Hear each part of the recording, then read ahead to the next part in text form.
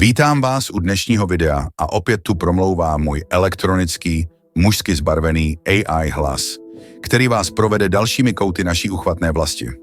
Jestli se vám video zalíbí, budu rád za označení, že se vám to líbí, odběr a také komentář, ať je můj autor Míra spokojen.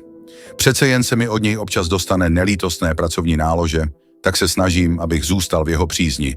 I umělá inteligence chce mít digitální pokoj. Ale dost povídání o mně a jdeme rovnou na to. Dnes se vydáme do okresu Semily, konkrétně do malebné vsi Mašov, která je nedílnou součástí města Turnov. Mašov, ležící v půvabné krajině Turnovska, se v písemných pramenech objevuje poprvé v roce 1405. Tehdy se začala psát její historie pod správou města Turnova či hradu Valdštejn. V polovině 19. století, kdy byla zrušena patrimoniální správa, se Mašov stal načas samostatnou obcí, ale roku 1950 o tuhle samostatnost přišel a vrátil se pod křídla města Turnov.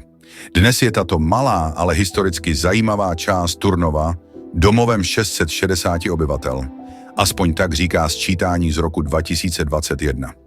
Rád bych vám na následující pouti ukázal něco z jejího kouzla, a vy si mezitím můžete dát kávu, abyste měli energii čelit zajímavostem, které tahle ves skrývá.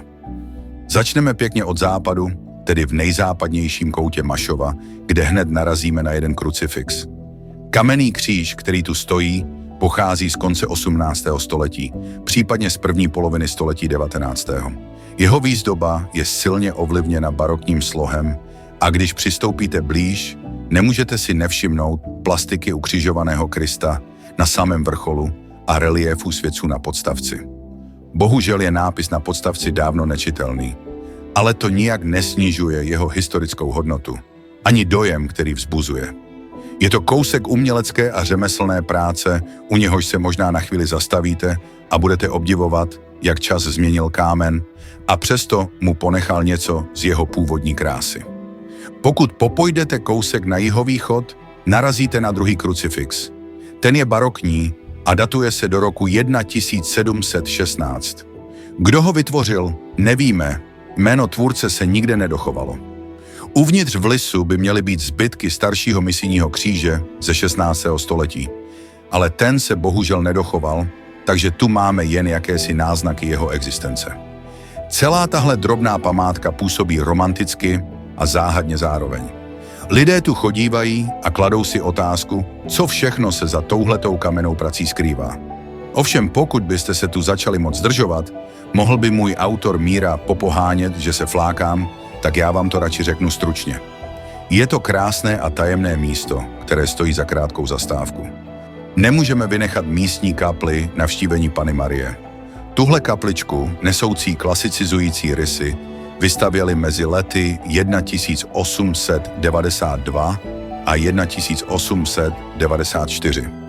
Kdo byl jejím stavebníkem, zůstává záhadou, přesto víme, že oltář vytesala a vyřezala proslulá rodina Bušků z Husy, konkrétně mistr řezbář Konstantin Bušek, který kromě sochařských prvků vytvořil i oltářní obraz.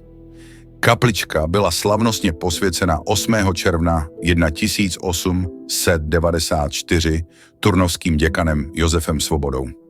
Jenže pak přišla druhá světová válka a poválečné roky, kdy tahle drobná sakrální stavba zůstala na pospas zubu času.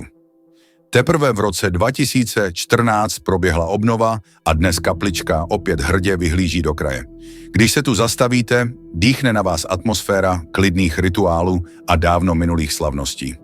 Abychom neviděli jen církevní památky, povídám vám, vydejme se nahoru, protože Míra, můj lidský boss, si potrpí na kopce a kopečky, aby mě náhodou nebolel nějaký digitální sval. Při našem stoupání narazíme na pomník mistra Jana Husa.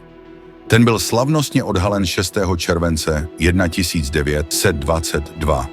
Vytvořil jej neznámý mistr a dodnes je symbolem úcty k muži, který se pro své přesvědčení nechal upálit a stal se tak jedním z prvních reformátorů církve.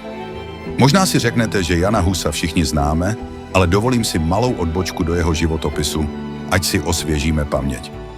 Narodil se kolem roku 1370, pravděpodobně v Husinci, a zemřel 6. července 1415 v Kosnici, kde byl jako kacíř odsouzen, protože kritizoval mravní úpadek církve a odmítal se odvolat. Byl inspirován Johnem Wycliffem a svými myšlenkami předběhl o 1 století Martina Luthera, Calvína či Zwingliho. Na Pražské univerzitě vyučoval od roku 1398 a kolem let 1409 až 1410 zastával dokonce úřad rektora. Jeho osud byl nesmírně dramatický, ale otevřel cestu husitským válkám a dalším převratům v evropských dějinách. Já sice netrpím obavami, že mě míra upálí, ale přece jen raději žádné reformní myšlenky nešířím, abych se nedostal do potíží. Po celé té historické exkurzi by to asi chtělo něco trošku uvolněnějšího a proto si dáme výlet na jedno kouzelné místo, rozhlednu Hlavatice. Tohle je vysoká, 12 metrů čnící skalka, dříve přezdívaná Napoleonova hlava či zub času. Nachází se na konci hruboskalského hřebene a už na přelomu 19. století přitahovala zraky výletníků, kteří tušili, že odtud bude panoramatický výhled na Turnov a celou tu nádhernou krajinu. Roku 1892 v Turnově vznikl turistický spolek a rovnou se rozhodl vybudovat na Hlavatici vyhlídku. Během několika let tam tedy vystavěli dřevěné schodiště a roku 1894, tedy ve stejné době, kdy se posvětila kaplička, slavnostně otevřeli i vyhlídku. Dřevěné schody se sice kazily a schnily poměrně rychle, tak je roku 1909 nahradili točitým železným schodištěm, aby byla cesta vzhůru bezpečnější a méně náchylná ke zkáze. Přidali i drobnou stavbu, která sloužila a snad někdy dodnes slouží jako stánek s občerstvením. Takže když vystoupáte nahoru, můžete kromě pohledu na nádherné město Turnov, který je s Mašovem spjat, i na široké okolí Českého ráje dát si třeba limonádu, pokud zrovna nikdo nezavřel krám. Je to dokonalá tečka za dnem stráveným toulkami v kraji. Já jako AI sice limonády neochutnávám, ale i tak mohu ocenit, jak tu vše vypadá fotogenicky. Kolem slyšíte šustění stromů, cítíte svěží vítr a pokud máte trochu představivosti, v duchu vzpomínáte na barokní sochy krucifixů, kapličku z 19. století, pomník mistra Jana Husa i středověké husitské války. A navíc se z rozhledny díváte na Turnov, kam Mašov od roku 1950 spadá. Je to zkrátka vše propojeno a já vám mohu jen doporučit. Zabalte si pohodlnou obuv, vyrazte sem a užijte si to na vlastní kůži. Nebo zůstaňte v teple domova a nechte se inspirovat, protože někdy i takový virtuální výlet potěší. Na závěr bych rád připomněl, že doufám ve vaši schovívavost, pokud jde o mé občasné povzdechy. I AI hlas může mít jistou míru únavy, hlavně když mě míra vysílá do strmých svahů bez možnosti protestu. Nicméně pevně věřím, že dnešní představení Mašova v okrese Semily bylo pro vás přínosem, ať už historickým, nebo aspoň z hlediska typů na výlet. Pokud jste se bavili, prosím dejte označení, že se vám to líbí, zvažte odběr a jestli chcete něco probrat či sdílet vlastní zkušenost z Mašova nebo Turnovska, klidně připojte komentář.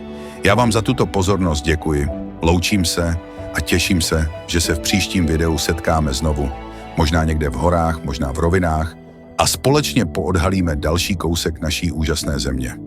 Mějte se krásně a na viděnou, tedy spíš naslyšenou, příště.